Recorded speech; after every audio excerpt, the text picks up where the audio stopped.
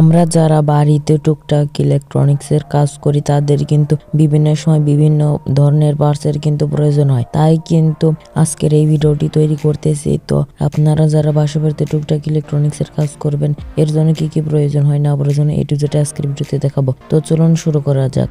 প্রথমে এই মাল্টিমিটার দিয়ে শুরু করছি। এটা হচ্ছে অ্যানালগ মাল্টিমিটার। এটা আমি কিনেছিলাম 250 টাকা দিয়ে। এটার সম্পূর্ণ রিভিউ বা এটা কিভাবে ব্যবহার করতে হবে এটি কিন্তু ভিডিও ডিসক্রিপশন বক্সে লিংক দেওয়া আছে ভিডিওটার। এটা কিন্তু আমি একটা ভিডিওতে দেখিয়ে দিছি কিভাবে এটা চালাতে হবে না চালাতে হবে, এটা দেখি কি মেজারমেন্ট করা যাবে এ টু জেড সম্পর্কে একটা ভিডিও আছে।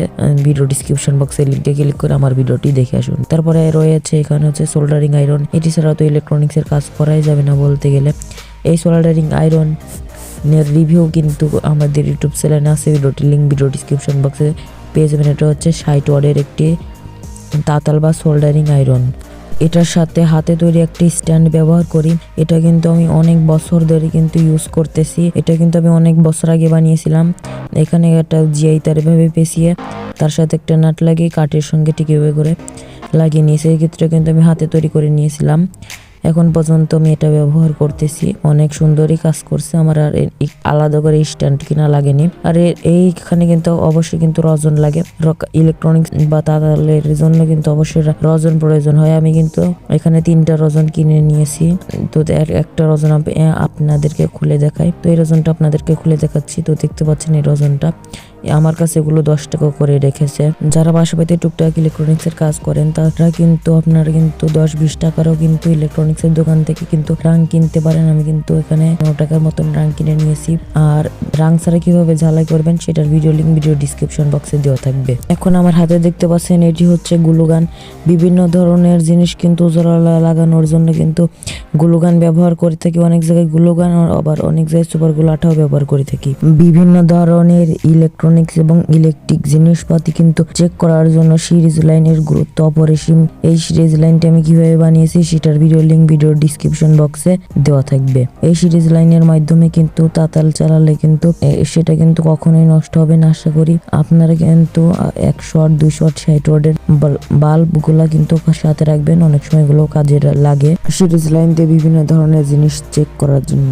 এখন আমার হাতে যে জিনিসগুলো দেখছেন এগুলো হচ্ছে কাট আউট। বিভিন্ন ধরনের এই ইলেকট্রিক জিনিস চেক করার জন্য কাট আউটের প্রয়োজন হয়। আমার কাছে কম এম্পিয়ার থেকে শুরু করে বেশি এম্পিয়ারেরও কিন্তু কাট আউট আমার কাছে আছে। আপনাদের আশা করি বাসা বাড়িতে আপনারা যা টুকটাক ইলেকট্রনিক্স এবং ইলেকট্রিকের কাজ করেন এগুলো আশা করি আপনাদের কোনো প্রয়োজন হবে না। আমি এগুলো রাখছি, আমি আর কি কাট আউটগুলো আর কি ভালো লাগে তাই এখানে রাখছি। তো এখানে আমার কাছে যে বোর্ডটা দেখতে পাচ্ছেন এই বোর্ডের মাধ্যমে কিন্তু আমি বিভিন্ন ধরনের এক্সপেরিমেন্ট করে থাকি। আমার যে কাট আউটগুলো দেখলেন সেগুলোতেও আমি বিভিন্ন ধরনের এক্সপেরিমেন্ট করার জন্য কিন্তু আমি ব্যবহার করি আর কি। তো এই বোর্ডটা কিন্তু আমি বানিয়েছি এক্সপেরিমেন্ট করার জন্য। যেমন ধরেন কোনো আইপিএস বানালে এটা দিয়ে চেক করবার কি যে হলুদ তারটা হচ্ছে আইপিএস কানেকশন, তারপর এখানে হোল্ডার আছে। তো যাই হোক এটাও দেখলাম, ওটা আমি বানাইছি এক্সপেরিমেন্টের করার জন্য। এখানে আমি 2টা টুপিন সকেট রাখছি। আর এটা কিন্তু আপনাদের বাসা বাড়িতেও কিন্তু কাজ আসবে। যে এটা 3 প্লাগ 2 প্লাগে এটা কিন্তু কাজ করবে। এটা ছিল একটা ব্লেন্ডারের মধ্যে। আর এটা আশা করি দারাজেও পেয়ে যেতে পারেন। এই জিনিসটা আপনাদেরও কিন্তু বাসা বাড়িতে কাজে লাগতে পারে। স্ক্রিনশট নিয়ে ইলেকট্রনিক্স এবং ইলেকট্রিকের দোকানে খোঁজ করলে হয়তো বা পেয়েও যেতে পারেন। বিভিন্ন ধরনের কাজ করতে কিন্তু বিভিন্ন ধরনের ভোল্টেজ প্রয়োজন হয়, আবার বিভিন্ন ধরনের ব্যাটারি চার্জ করতে প্রয়োজন হয়। এর জন্য আমি এই চার্জারটা আবার নিয়েছি। এই চার্জার বা পাওয়ার সাপ্লাইটি কীভাবে বানিয়েছি ভিডিও ডিসক্রিপশন বক্সে লিঙ্ক দেওয়া আছে, লিঙ্কে ক্লিক করে ভিডিওটি দেখে আসুন। এখন যে আমাদের কাছে যে জিনিসটি দেখতে পাচ্ছেন এটাও কিন্তু পাওয়ার সাপ্লাই। এখানে সুইচটা দিলে কিন্তু এখান থেকে ভোল্টেজ আউটপুট হবে, সেটার মাধ্যমে কিন্তু আমরা যে কোনো প্রকার কাজ করতে পারি। এটার পিছনে হচ্ছে ফিউজ। আর এখানে 220 ভোল্ট ইন করলে এটা কিন্তু চালু হয়ে যায়। তারপর কিন্তু আমরা কিন্তু যে কোনো প্রকার ইলেকট্রনিক্সের কিন্তু কাজ করতে পারি। এটা একটা পাওয়ার সাপ্লাই বা চার্জার হিসেবে আমি ব্যবহার করে থাকি। এখন আমার হাতে যেটা দেখতে পাচ্ছেন এটা কানেক্টর বলতে পারেন।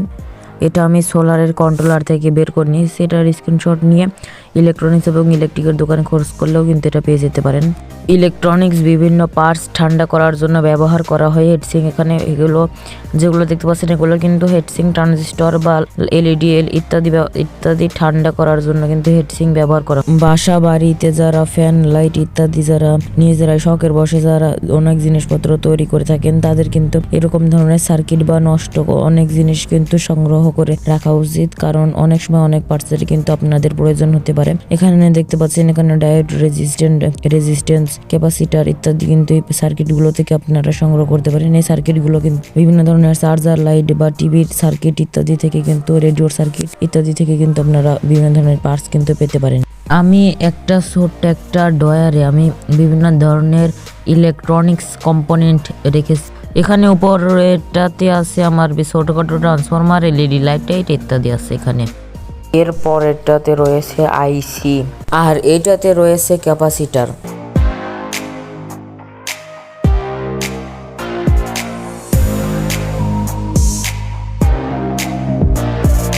এখানে আছে বিভিন্ন ধরনের ট্রানজিস্টর। আর শেষেরটাতে রেখেছি এখানে রেজিস্ট্যান্স আছে, ভলিউম আছে, রেজিস্ট্যান্স আছে, আবার বিভিন্ন মানের ডায়োডও আছে। এখানে বিভিন্ন ধরনের জিনিস আছে প্রতিটাতে। আপনারা সার্কিট মোছা বা পরিষ্কার করার জন্য এইরকম ধরনের বিরাস আপনারা রাখবেন। এগুলো কিন্তু বিভিন্ন সময় কিন্তু আমাদের কিন্তু কাজে লাগে। ছোটখাটো কাজ করার জন্য, ছোটখাটো মোবাইল ফোনের ব্যাটারি ইত্যাদি চার্জ করার জন্য আপনারা এইরকম ধরনের একটি চার্জার রাখবেন। এই চার্জার দিয়ে আপনারা কিন্তু পাওয়ার সাপ্লাইয়ের মতন কাজ করতে পারবেন, বা যে কোনো জিনিস বানানোর জন্য চার্জার প্রয়োজন হতে পারে। 5 ভোল্ট যখন প্রয়োজন হবে তখন চার্জার ব্যবহার করতে পারেন। চার্জার সাথে একটি ইউএসবির তার লাগিয়ে সেখান থেকে আপনারা 5 ভোল্ট আউটপুট করে সেটা কিন্তু যে কোনো প্রজেক্ট বানানো বা যে কোনো কাজে কিন্তু 5 ভোল্টের যেখানে প্রয়োজন সেখানে কিন্তু আপনারা এটা ব্যবহার করতে পারেন। এই ভিডিওটা তৈরি করার উদ্দেশ্য ছিল আমার যারা নতুন বাসা বাড়িতে টুকটাক ইলেকট্রনিক্সের কাজ করেন তারা যেন আমার ভিডিওটা দেখে বুঝতে পারেন কিছু পার্টসের নাম। তো আজকের ভিডিওতে কেমন লাগলো অবশ্যই কমেন্ট বক্সে জানাবেন, আর এরকম ধরনের ভিডিও আর লাগবে কিনা কমেন্ট করুন।